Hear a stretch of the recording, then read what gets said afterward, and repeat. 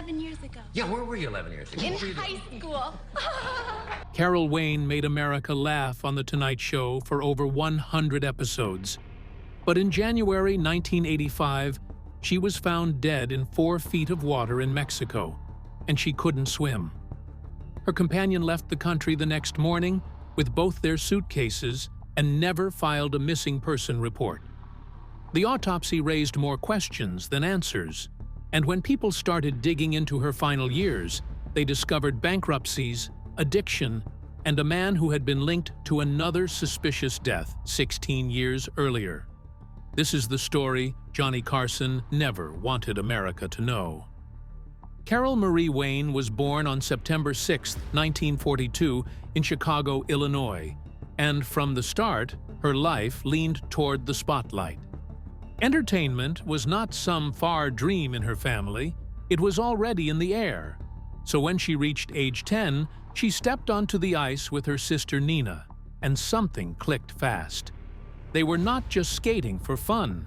They were building timing, trust, and nerve, because pair skating asks you to give your body to the moment and believe the other person will catch you. As the years moved, their routines grew riskier. Lifts got higher, spins got tighter, and by 13, they were already doing professional exhibitions, which meant they were still kids, but living like performers. Then 1957 arrived, and it changed their whole direction. Carol was 15, and she and Nina dropped out of high school to join the Ice Capades on a massive 42-city national tour. Night after night, arenas filled up. Some shows pulled crowds of up to 10,000 fans. The schedule was brutal too. Travel, unpack, rehearse, perform, sleep, repeat. Sometimes they were waking at 5 a.m. just to get hours of training in before the day even started. Because on tour, you either keep up or you fall behind. And then came 1958, the year that split her life into a before and after. During a performance, right in the middle of a dangerous pair routine, her skate hit something small on the ice, maybe a penny or another object tossed by a spectator. It was enough. She lost balance in the worst possible second and went down hard. The fall shattered her knee, leaving a 5-inch scar down her leg. She finished the tour, but the damage was done, and she was forced to retire from skating at just 17. It was not only pain in the body, it was the feeling of suddenly losing the one thing that had been her whole plan. No diploma, no backup path waiting, just silence after years of applause, and a heavy question about what comes next. So she did what a lot of tough performers do. She kept moving. In 1959, Carol and Nina moved to Las Vegas and joined the Folies Bergère at the Tropicana Hotel, a glamorous revue known for elaborate costumes and big stage spectacle. The city was different from the ice, but it still ran on discipline, on presentation, on hitting your mark every time. Carol's weekly salary was $2,200, which is often compared to about $12,000 in today's money, and that kind of pay pulled her into a new world fast. The Folies Bergère became a famous part of Las Vegas history, running for nearly 50 years and often described as the longest-running show in the city. For the Wayne sisters, it meant they were no longer flying across ice, but they were still performing night after night, learning how to hold a room with charm, beauty, and timing. Around the same age, 17, another side of the industry brushed up against her life. Carol posed for underground skating glamour photo shoots that highlighted her athletic look, including her 38-22-36 figure. The photos were marketed as semi-nude and circulated through niche magazines and fanzines, especially among collectors and skating fans. It sat right at that strange crossroads where young female performers were praised for strength, then pressured to sell the image of that strength. For Carol, it also tied into survival and transition because she was trying to build a new life after the injury, and her image became part of how she kept moving forward. By 1960, she was not just in the show, she was a headline showgirl, and she stayed in that Folies Bergère residency from 1960 to 1965 at the Tropicana. The work was non-stop. The show ran 8 times a night, and it demanded stamina most people never have to imagine. The Tropicana hosted the Folies Bergère from 1959 to 1975, and at its peak, the annual attendance was said to reach over 600,000. This was not a small club act. This was a machine of glamour and pressure. Even the details of the job tell you how intense it was. Showgirls were typically between 5 feet 10 inches and 6 feet 2 inches tall, and they wore custom costumes covered with hundreds of rhinestones and feathers. Some outfits reportedly weighed up to 65 pounds, which meant you were smiling, kicking high and moving clean, while carrying the weight of a child on your body. The Tropicana's Fountain Theater was nicknamed the Pink Room, and behind that pretty name were strict contracts. Maintain a precise weight. Avoid tan lines. No tattoos. It was controlled disguised as sparkle. Still, Carol became a fan favorite, known for high kicks and a bubbles act that helped lock her into that classic Las Vegas showgirl image people still talk about. Then, early 1965 brought another sharp turn, and it started with something that sounded simple, just a party. After a Folies Bergère show, Carol and Nina drove from Las Vegas to Los Angeles and ended up at a Hollywood gathering full of producers and insiders. In that room, an agent noticed Carol and moved fast. She was booked as a Las Vegas chorus dancer, and what mattered most was what came next, because that night cracked open the door to television. Over time, it led to guest appearances and her first credited TV role as Bobby in the 1972 Mannix episode called A Puzzle for One. The shift happened quickly once people started placing her face on screen instead of under stage lights. Within months, she was auditioning, meeting network people, and learning how to translate her stage confidence into close-ups. The TV work kept stacking. In 1966, she played Ginger LaVere in the Man from UNCLE episode The Super Colossal Affair, a role built around spy glamour and cheeky danger, including a memorable gag about microfilm hidden in her cleavage. The show leaned into style, and Carol fit the tone, appearing in silver lame outfits that fans still remember. Then, in 1967, she starred as Temple in the I Spy episode The Trouble with Temple. It aired on NBC, was filmed in Spain, and she played a ditzy assassin whose mistakes helped expose the plot. The second season of I Spy ran from 1965 to 1968, and this episode stood out because it blended tension with comedy. It was directed by David Friedkin, and Carol's timing made the character stick in people's minds. That same year, 1967, she also appeared on I Dream of Jeannie as Bootsy Nightingale in the episode Here Comes Bootsy Nightingale, which aired on November 21, 1967. The plan was bigger at first. Bootsy was supposed to show up in 5 episodes, almost like a recurring rival who could shake Jeannie's world. Some versions of the story even say the writers imagined Bootsy returning with her own Botox-style spells, a weird little twist meant to keep the rivalry alive. But behind the scenes, the idea was cut after 1 episode because of storyline conflicts and scheduling issues. On screen, Bootsy's arrival still caused chaos, with Tony escorting her to a charity event, jealousy flaring in Jeannie, and the whole thing tipping into wardrobe malfunctions and comedic mess. Carol's physical comedy was so loud and bold that she nearly stole focus from Barbara Eden, which was rare for a guest star. By 1969, she appeared on Bewitched in the episode A Bunny for Tabitha, playing Bunny, a rabbit turned cocktail bunny. That cameo became famous not only for the joke, but for the struggle behind it. Carol had a phobia of furry outfits, and wearing the costume made her anxious. It reportedly took 12 takes to get the scene right, because she was fighting discomfort the whole time.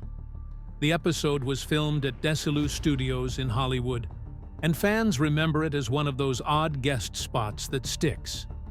Later, people would look back at stories like this and connect them to her other fears, including her fear of water, which tragically became part of how her life ended. As the 1970s began, she pushed even harder into comedy and variety work. In 1970, she appeared in multiple sketches on The Red Skelton Show, playing both an NBC tour guide and a chambermaid, and her ad-libs became part of the legend around her.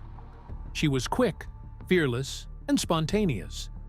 Skelton was so impressed that he personally invited her back for 6 additional sketches over the next season. In one segment, her improvisation reportedly made Skelton break character and laugh uncontrollably, which was rare, and it helped cement her as someone who could walk into a scene with an established star and still light it up. Those were also the final seasons before the show was canceled in 1971, so the timing mattered. She arrived when the show needed energy, and she delivered it. Between 1970 and 1972, she appeared in 6 episodes of Love, American Style, often cast in vixen roles that pushed what network television could get away with.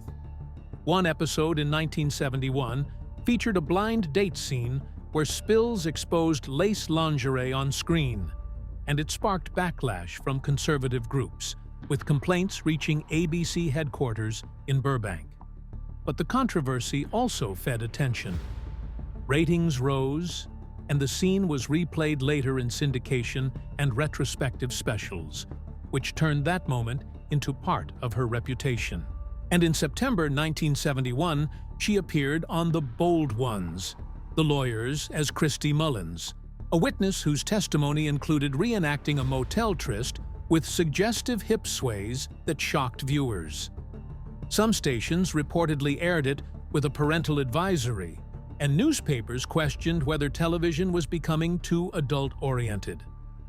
Carol Wayne walked onto The Tonight Show stage on February 26, 1967, with her nerves fully exposed and nearly 20 million people watching from home. She introduced herself to Johnny Carson, tried to settle in, and then spilled tea straight onto her lap. The studio froze for a second.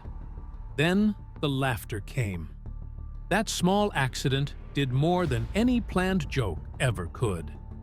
In that moment, the klutzy blonde was born. It was not an act she rehearsed. It just happened. And somehow it worked. The audience loved her for it. Carson loved her for it too. Even when things went wrong, she smiled, recovered, and leaned into the moment. The famous Tea Time movie sketches were still months away, but that spill quietly set the tone. It created the path for the matinee lady and made her feel real in a late-night world that often felt polished and fake. As the years passed, that early charm grew into something bigger. In 1971, Art Fern's Tea Time movie sketches finally launched, and Carol Wayne became a fixture. Night after night, she delivered more than 100 playful lines filled with double meanings, tossing out phrases like "holy smokes," while Johnny Carson pretended not to notice her tight sweaters and breathy delivery. The jokes danced right on the edge for their time, and that was exactly why people could not look away. By 1973, the chemistry was so strong that one episode sent shockwaves through television. During her monologue, a button on her bustier popped loose on cue. The audience exploded. The clip was later banned from syndication, but it refused to disappear. Bootleg VHS copies passed from hand to hand, turning the moment into legend and giving her a cult following that only grew stronger. By 1975, her popularity was at its peak. The Tea Time movie sketches became must-see television, and the gags grew bolder. Hidden vibrating chairs were placed under her seat, causing her to let out scripted gasps that sent audiences into hysterics. None of it was accidental. Every move was planned, every reaction measured. The payoff was massive. Around 15,000 fan letters arrived each week, most addressed directly to her. She was no longer just part of the show. She was the reason many people tuned in. Those sketches became some of the most remembered moments in Tonight Show history, and Carol Wayne stood right at the center of them. Her interviews carried the same energy. During one of her 38 appearances, on April 30th, 1974, she casually mentioned that she bred Andalusian horses while nude in stables. The audience erupted into applause that lasted nearly 2 minutes. It was shocking, funny, and completely unexpected. That was her power. She blurred the line between confession and comedy so smoothly that you never knew where one ended and the other began.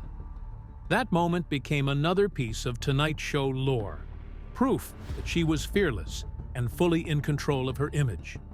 Outside late-night television, her presence spread everywhere. In 1974, she became a regular panelist on Celebrity Sweepstakes, hosted by Jim McCrell. Over 2 years, she won an astonishing $50,000 in prizes, including a brand new Corvette. Then came the twist everyone remembered.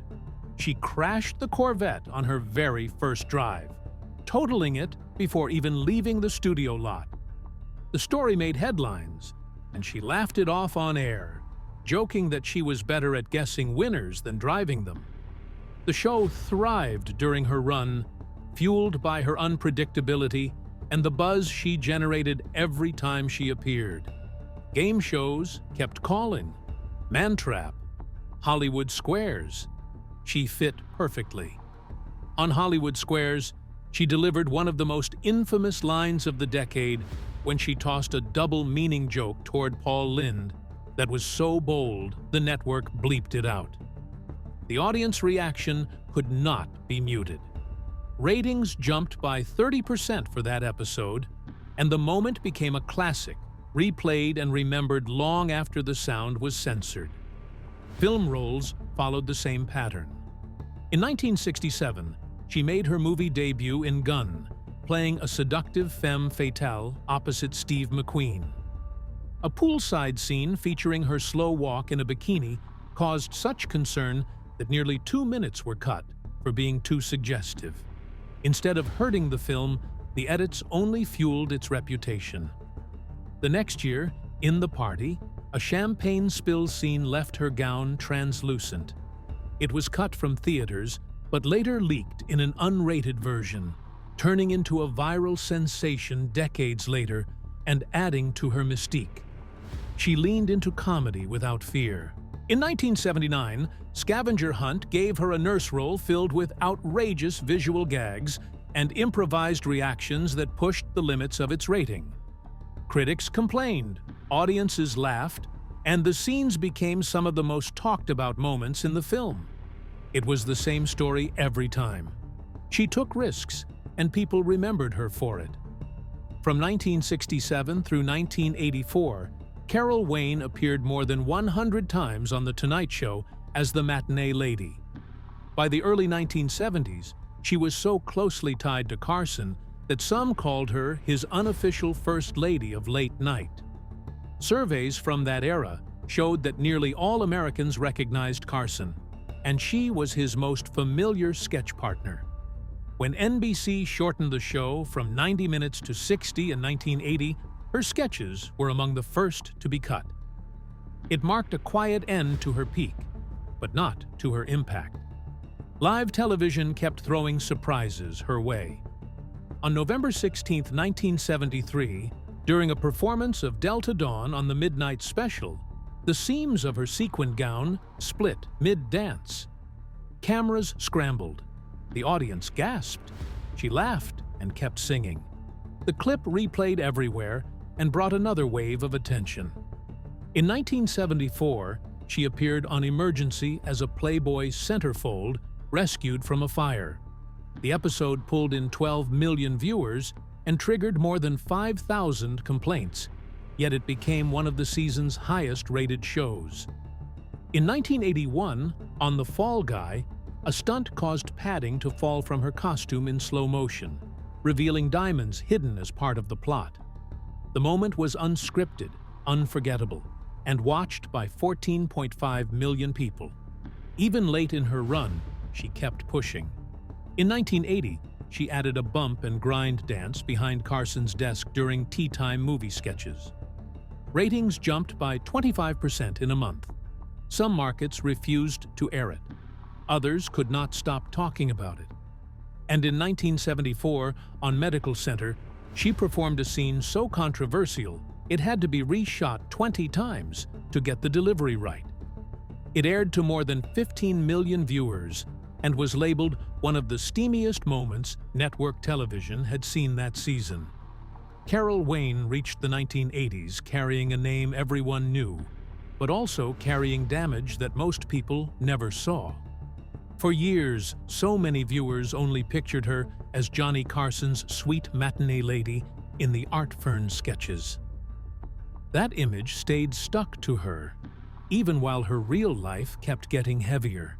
By the time she started landing film roles again, she had already been through 2 failed marriages, a long fight with addiction, and money problems that were closing in fast.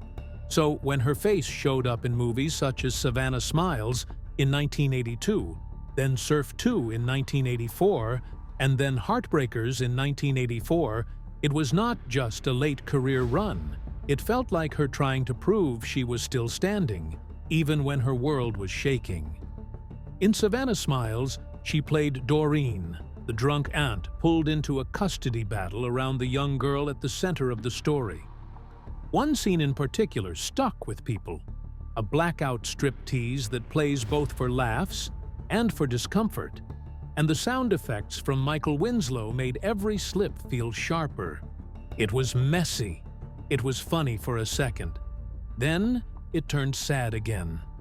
That mix mattered because it showed what Carol could do when she was allowed to be more than a familiar TV smile. Then, in Surf 2, in 1984, she played Mrs. O'Finley, a surf widow character that leaned into wild comedy.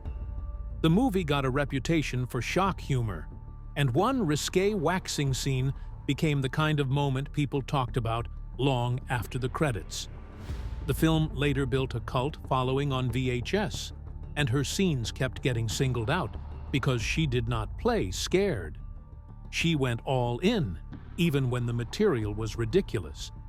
And that fearless energy was part of what made her memorable. But the role that landed the deepest was Candy in Heartbreakers in 1984.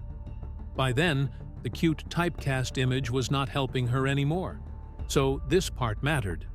It let her show real feeling instead of just a punchline. Critics noticed, and Roger Ebert called her performance heartbreaking, saying it held the film together, and that praise hit harder because it was the strongest spotlight she ever got from a major critic. It should have been a clean turning point. Instead, it landed in the middle of her most painful year. Because in 1984, the same year Heartbreakers was released, her personal life hit a public wall. She posed nude for Playboy in February 1984, a move that shocked a lot of people who still saw her as the innocent TV figure. The issue became a big talking point, and it reportedly sold about 1.2 million copies, which made it look like a comeback from the outside. Yet behind that headline, she was trying to survive. That same year, she filed for bankruptcy, and the contrast was brutal. Big attention on the outside and financial collapse on the inside. And the collapse was not sudden if you follow the trail backward. Her marriages had been quick and turbulent, almost like she was always trying to find a safe place, and never could. She married Loreto Larry Sierra on May 1, 1965, and that marriage ended in June 1967. Then she married rock photographer Barry Feinstein in 1969, and they divorced in 1974. Their son, Alex Feinstein, was born in 1970, So even while her career was moving, she was also trying to build a family in the middle of instability. After that, she married TV producer Burt Sugarman in 1975, and that marriage ended by 1980, with stories of addiction getting worse and her life shrinking instead of expanding. By the early 1980s, the struggle was not only emotional, it was practical. It was survival. In February 1984, when she filed for bankruptcy, reports tied to court records described how her 1983 income was listed as $0, even while assets were valued at $500,000. Then, another number sat there like a weight on her chest, about $100,000 in IRS debt, said to be connected to unreported tips from her years in Las Vegas. It painted a picture of a person who once had money moving through her hands and then watched it vanish while the bills kept stacking up. There were still moments where help came close, almost close enough to change her direction. One story says that in 1983, Richard Pryor offered to pay for rehab and even promised a role. But the moment collapsed during an audition when her addiction showed up again and the chance slipped away. So she kept moving forward the only way she knew, taking work when it came, chasing another opening, trying to stay visible long enough for the next door to unlock. Then January 1985 arrived, and the story took its darkest turn. Carol went to Mexico and stayed at the Las Hadas resort in Manzanillo, Colima, with her companion Edward Durston. Reports say they argued after he accepted a downgrade to the Playa de Santiago hotel, and she was upset and called it a dump. Witnesses said she walked off alone around 8:30 p.m. on January 10th, visibly angry. After that, things get strange fast. He did not follow. He did not report her missing. Instead, he checked into a different hotel and left for the airport the next morning with both of their suitcases, telling airline staff she would pick up her luggage later. No missing person report was filed. Then, on January 13th, a fisherman found her body in Santiago Bay, in water about 4 feet deep, fully clothed, with no obvious signs of struggle. The details only made people more uneasy. She was known as an aquaphobe, someone with a lifelong fear of water who could not swim, and yet she ended up in the sea. Reports about the autopsy said there were no drugs or alcohol in her system. There were also reports that there were no bruises, cuts, or scrapes that clearly pointed to a fight. Some accounts also claim there was little or no water in her lungs, even though the official ruling was drowning. And that kind of contradiction is the sort of thing that never stops echoing. Estimates described her body being in the water for about 36 to 48 hours, which lined up with the missing window. And still, the story did not feel clean. After her death, another detail added to the whispers. Her ex-husband, Barry Feinstein, reportedly had a double indemnity life insurance policy, and some accounts say the payout reached $1 million after the death was ruled accidental. People noticed the timing, too, since her bankruptcy was so recent, and that made the rumors louder, even when authorities said they found no evidence of foul play. The cremation happened quickly, and for many observers, that made the whole case feel even harder to trust. Durston's name also carried older shadows.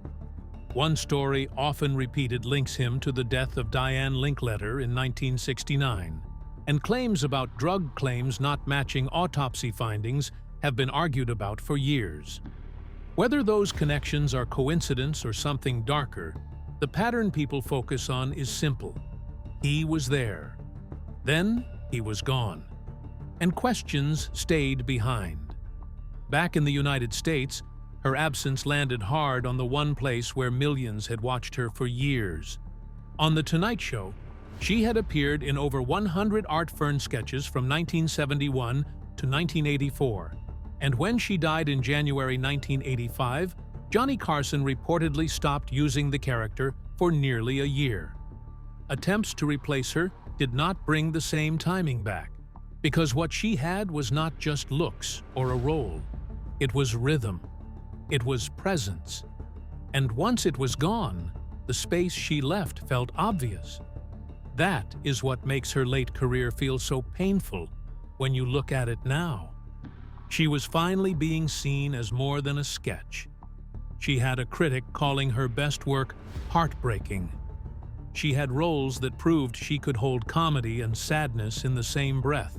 And yet the same year she hit that professional high, she was filing for bankruptcy, trying to keep herself afloat, and walking into the last trip of her life. She died at 42, only months after Heartbreakers premiered, so the final roles do not just look like work credits. They feel like a last message from someone who was still fighting to be taken seriously, right until the fight was cut short.